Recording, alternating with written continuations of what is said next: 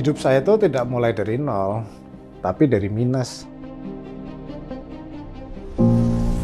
Nama saya Turki, saya lahir di Jeddah 24 Mei 1980. Background saya dari keluarga eksportir pulp and paper.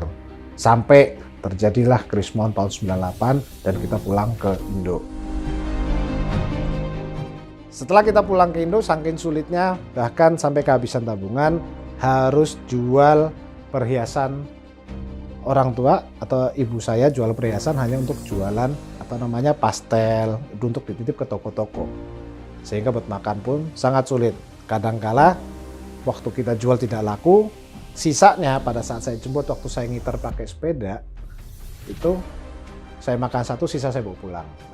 Sampai suatu hari kadangkala kita mengandalkan uang 20.000 untuk bisa buat makan satu keluarga. Suatu hari di bulan Ramadan, karena saya selalu taraweh tiap malam, dan tiap malam pas di 10 hari terakhir saya berdoa waktu itu di sholat malam, saya berharap sekali ada mukjizat. Karena setiap bulan, selama bulan puasa itu buka puasanya dengan irisan tempe yang tipis, tepungnya tebal, dan nasi sama sambal. Dah, makannya cuma itu. Dan pada saat saya sholat malam, karena saya kasihan sama adik saya, dua adik saya yang paling kecil, nggak bisa beli baju lebaran, maka saya berdoa mudah-mudahan ada mukjizat yang didapat sebelum menjelang lebaran. Sampai paginya itu kita satu keluarga waktu itu rapi-rapi rumah menjelang lebaran, akhirnya menemukan satu lembar kertas yang mana sebetulnya itu deposito, cuma nilainya 1 juta yang terlupakan ada di lemari. Dan dari situlah awal mulanya saya dapat uang buat modal saya berangkat ke Jakarta. Saya ingat pada saat itu kita ke bank itu naik sepeda Jepang, boncengan sama almarhum ayah saya. Sampai sana kita udah cairkan. Singkat cerita, saya minta 50.000 sama ayah saya pada saat itu, dan saya bilang ini buat modal saya pergi. Karena prinsip saya waktu itu, saya berpikir kalau saya nggak sampai keluar dari Pekalongan atau dari kota ini, maka hancur masa depan saya. Saat itu tanggal 3 Januari tahun 2002, saya beli tiket kereta semalam sebelumnya, terus akhirnya saya memutuskan untuk saya berangkat ke Jakarta untuk merantau. Sampai ke stasiun Jatinegara sisa Rp7.000.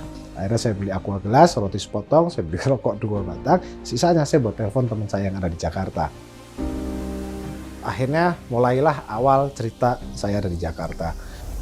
Setiap hari saya dapat pinjaman 10.000 sampai 20.000 untuk saya warawiri. Waktu itu saya sempat jadi marketing untuk les bahasa Inggris. Akhirnya saya masuk ke salah satu brand properti sampai saya ke Batam. Dan setelah saya pulang dari Batam, saya keluar lagi dari situ. Hingga suatu saat saya ketemu sama ibu agen properti. Memang saya kenal sebelumnya, pernah dikenalkan. Terus saya kebetulan jadi kurirnya beliau. Saya nganterin flyer, door knock, saya ngumpulin database kayak di mall, di mana karena waktu itu cuma memasarkan mall. Sampai suatu hari dia nawarin apakah mau saya join di timnya. Terus saya dikenalkan ke manajernya, yaitulah manajer yang ada di Rewhite pada saat itu, Rewhite Retail. Pada saat itu saya nggak punya modal motor ataupun apa. Manajer saya bilang yang penting kerjaan saya bisa saya tuntaskan tanpa saya punya fasilitas kendaraan.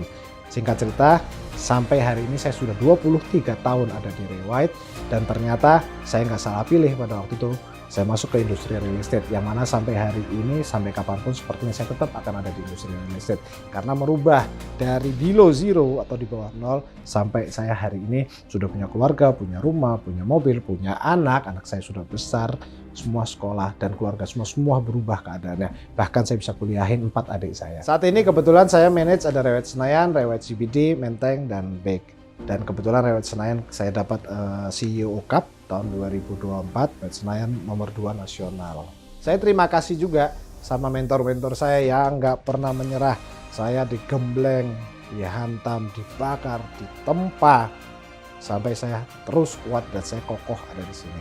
Pesan saya untuk teman-teman, adik-adik atau saudara-saudara yang lain, industri ini bukan masalah jual beli, tapi integritas, kepercayaan. Kalau integritas bagus, pasti kita akan terus berlanjut di industri ini. Dalam hal ini, cerita ini, saya bukan yang terbaik. Tapi saya adalah salah satu orang yang jatuh, bangun, bangkit, gak pernah menyerah, dan jalan terus tanpa pantang mundur.